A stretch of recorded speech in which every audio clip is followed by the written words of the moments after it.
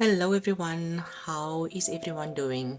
So, my intention with this page was just to continue with the first prompt, which is the cover prompt, and we still continuing on our junk journal January 2025 with the daily prompt that we use to create a beautiful page or two.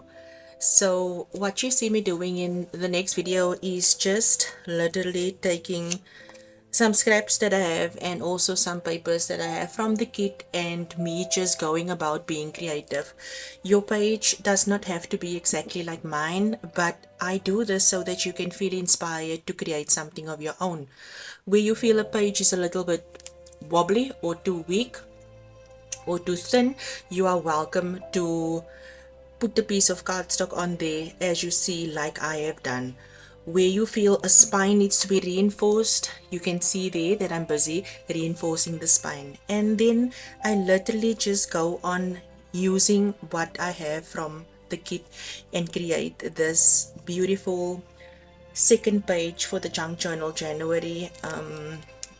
Yeah, like I say, a continuation on to from the first prompt, which is the cover.